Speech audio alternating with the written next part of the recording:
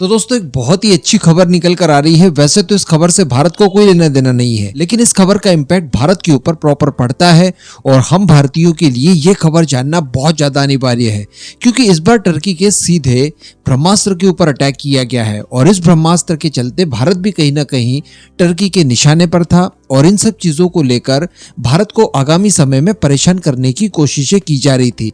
लेकिन अब भारत के 3 मित्र राष्ट्र यानी फ्रांस, ग्रीस और साइप्रस, इन तीनों ने कुछ ऐसी चाल चली है कि टर्की का गरीबी में आटा गीला कर दिया है और टर्की के जिले इलाही जो कि इन ड्रोन्स के चलते अपनी सल्तनत का लगातार विस्तार करने की कोशिशें कर रहे थे, उसके ऊपर कहीं ना कहीं पानी फेर दिया है। जी हाँ, खबर बड़ी इंटरेस्टिंग है और इंटरेस्टिंग तब बहुत ही ज्यादा हो जाती है जब हम लोग ये जानते हैं कि ग्रीस के प्राइम मिनिस्टर भारत के विजिट पर आए हुए हैं 21 से लेकर 23 फरवरी के बीच में, और इसी बीच इस खबर का आना थोड़ा सा स्पेशल फील करवाता है। तो चलिए आगे जानते हैं खबर क्या है। आप बस खंडवा डिफेंस फैक्ट को सब्सक्राइब जरूर कर दीजिएगा। तो दोस्तों हम सभी जानते हैं कि टर्की के TB2 ड्रोन बहुत ही ज्यादा पॉपुलर हुए जा रहे हैं इस समय। आर्मेनिया अजरबैजान के वॉर से ही इन ड्रोन्स के ऊपर नजर पूरी दुनिया की पड़ गई थी और इनके दावों के अनुसार दुनिया के 30 देशों में इन्हें खरीदा गया है या फिर खरीदने की प्रोसेस में है।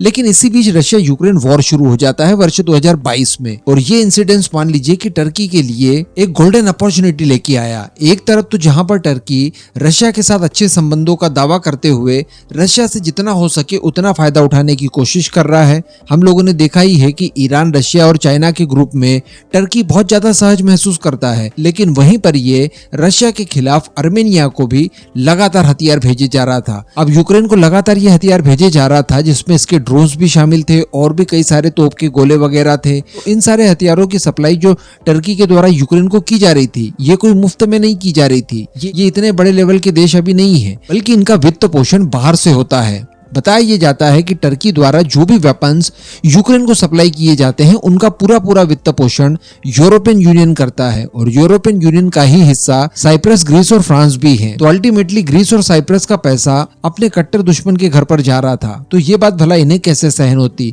लेकिन इसके बावजूद ये लोग अमेरिका के दबाव में आकर और यूरोपियन यूनियन के साझा फैसले का स्वागत करते हुए ये लोग लगातार वित्त पोषण किए जा रहे थे। लेकिन अब जब देखने के लिए मिला ये कि रशिया यूक्रेन वॉर तो समाप्त हो ही नहीं रहा है, ऊपर से मिडिल ईस्ट के अंदर इजराइल हमास वॉर भी शुरू हो गया है। इन सब चीजों की वजह से यूरोपियन यूनियन के देशों की जो इकोनॉमी थी उसके ऊपर कुछ ज्यादा ही कुप्रभाव पड़ने लगा है। वहीं पर अगर हम लोग देखें तो रशिया, जिसके ऊपर कई सारे सैंक्शंस लगाकर उसे बर्बाद करने की कोशिशें की गई, उसकी इकोनॉमी अच्छे से चल रही है। तो इन सारी चीजों के ऊपर अब यूरोपियन यूनियन के देश ज्यादा ध्यान दे रहे हैं और वो चाहते हैं कि अब इस सिलसिले को यहीं तक रोक दिया जाए ताकि इन्हें और ज्यादा खर्च इस मंदी के दौर में न उठाना पड़े। अब इसी वजह से इन तीनों देशों ने यानी फ्रांस, साइप्रस और ग्रीस ने एक साझा तौर पर निर्णय लिया और इन्होंने यूरोपियन यूनियन को ये कह दिया कि टर्की द्वारा जो ड्रोन भेजे जाने हैं और ड्रोन के साथ साथ जो आर्टिलरी शेल्स वगैरह और दूसरे वेपन्स यूक्रेन को भेजे जाने हैं, इनको लेकर वित्त पोषण यूरोपियन यूनियन नहीं करेगा।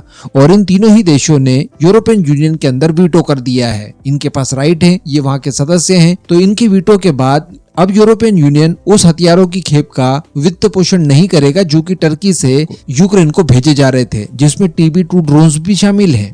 तो अल्टीमेटली टर्की की तरफ से अब कोई भी हथियार भविष्य में यूक्रेन तक नहीं जाएगा। हाँ, अगर अमेरिका चाहे और वो वित्त पोषण करने के लिए तैयार हो तो बात अलग है, लेकिन यूरोपियन यूनियन तो अब नहीं करने वाला है क्योंकि इन्होंने वीटो लगा दिया है। और चूंकि अब इन 3 देशों ने विरोध करते हुए वीटो लगाया, तो हो सकता है कि आने वाले समय में कुछ और यूरोपियन यूनियन के देश भी इस बात के लिए तैयार हो जाएं और वो भी वित्त पोषण करने को लेकर इनकार कर दे। अब इसमें जो यूक्रेन का नुकसान वगैरह होगा वो तो जग जाहिर है, लेकिन सबसे बड़ा नुकसान इसमें टर्की को होते हुए दिखाई दे रहा है, क्योंकि टर्की को इस बीच में काफी बड़े स्केल पर फायदा हो रहा था। हथियारों की बिक्री जब लगातार होती रहती है तो समझ ही सकते हैं कि कितना ज्यादा प्रॉफिट इस बीच किसी भी देश को हो सकता है। तो वो सारा का सारा प्रॉफिट जो कि टर्की को हो रहा था अब वो रुक जाएगा, क्योंकि टर्की की प्लानिंग ड्रोन्स को लेकर बहुत बड़े स्केल पर है। वो यही चाहता है कि जितना हो सके उतना इन ड्रोन्स को एक्सपोर्ट किया जाए। उस एक्सपोर्ट से जो पैसा मिलेगा उन पैसों का इस्तेमाल करते हुए इन ड्रोन्स के फ्यूचर वेरिएंट भी बनाए जाएंगे और ड्रोन इंडस्ट्री को अपने देश के अंदर